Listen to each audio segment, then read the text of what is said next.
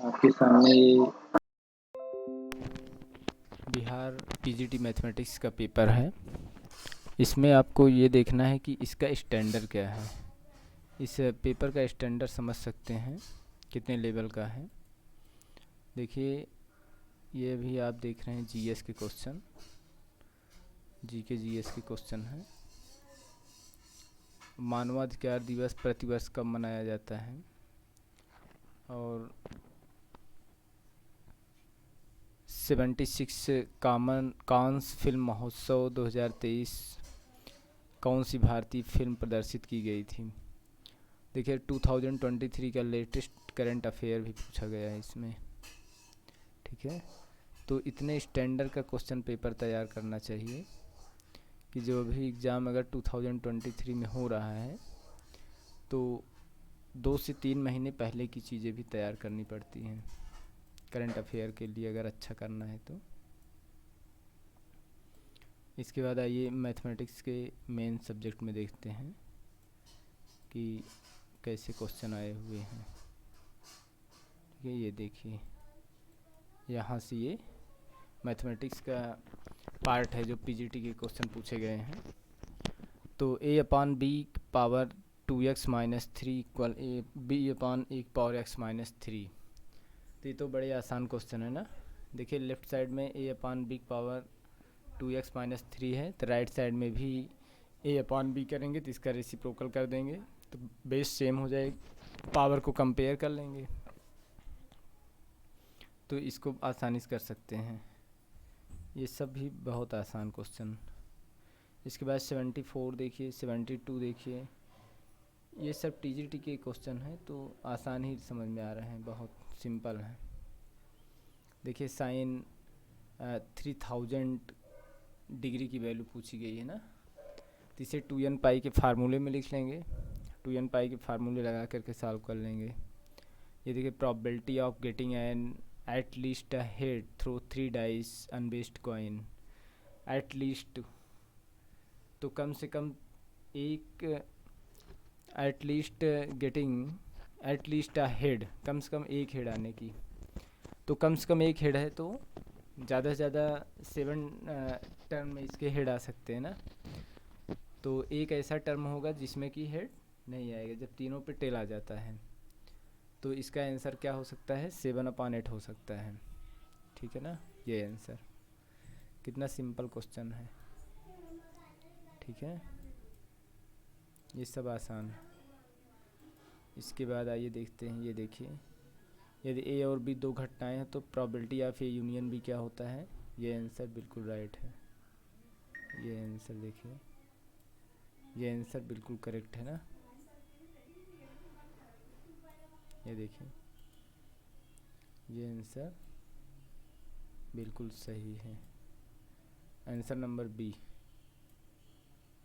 ठीक है, ये आंसर सही है। ओके, इसके बाद देखिए 81 78 में देखिए, 78 में क्या दिख रहा है। 78 में आपको दिख रहा होगा, माध्य बहुलक और माध्यिका के अनुभाविक संबंध को परिभाषित करते हुए इसमें क्या रिलेशन होता है। Mean median mode, mean median mode के बीच में क्या रिलेशन है, यहाँ देख सकते हैं। तो मॉड इक्वल क्या होता है, 3 मीडियन माइनस 2 मीन। ये बिल्कुल सही है आंसर। ठीक है ना, ये आंसर देखिए आपके सामने जो दिख रहा है, बिल्कुल करेक्ट आंसर है ये वाला।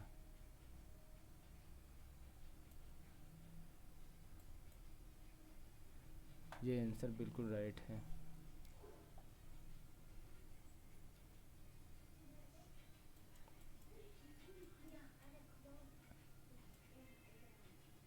ठीक,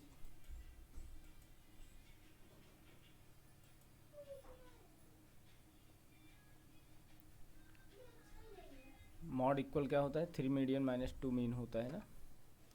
इसको तो सब लोग जो तैयारी करते जानते ही होंगे। आइए इसके आगे देखते हैं।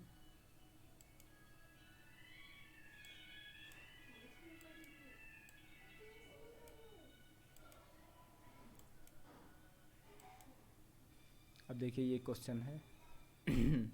ये सब एसएससी लेवल के क्वेश्चन हैं। जैसे 10 डिवाइड बाई 1/18, तो इसको 10 को 1/18 से डिवाइड करेंगे तो क्या वैल्यू आ जाएगी, 180 आ जाएगी ना। फिर 180, 6 डिवाइड बाई 1/180, इस तरीके से सॉल्व करते जाएंगे। तो बड़े आसान क्वेश्चन नज़र आ रहे हैं ये सब। ठीक, और ये देखें, एक वृत्ताकार पार्क की आंतरिक परिधि दी गई है। तो पेपर आप लोग एनालिसिस कर सकते हैं। मैं पूरा पेपर दिखा दे देता हूँ एक बार, जैसे कि आराम से देख लीजिए। ये देख सकते हैं है?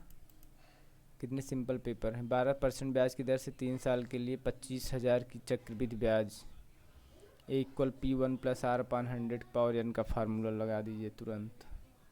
देखिए ये क्वेश्चन, यदि एक कार्य को ए और बी दोनों मिलकर 8 दिन में, बी और सी और ए, तो ये तो सबसे सिंपल क्वेश्चन है। A+B के एक दिन का काम निकालिए, B+C के एक दिन का, C+A के।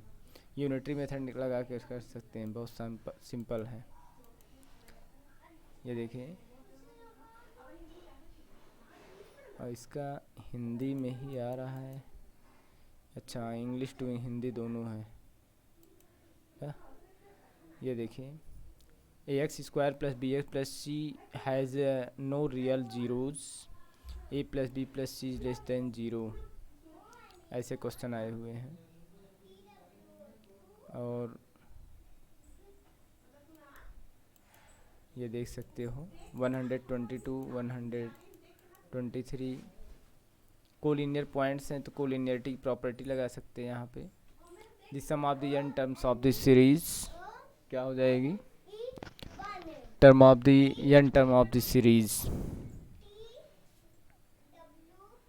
ठीक, तो ये जीपी में है ना।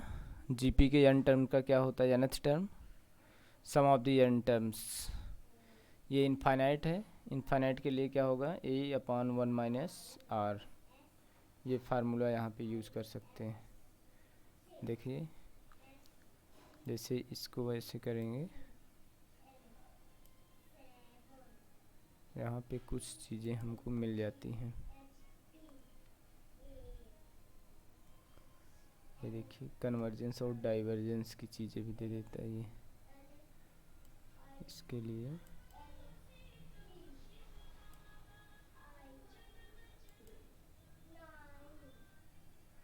सम of the n terms of the series, sum of n term of 2 8, तो ये जीपी के हैं। ओके,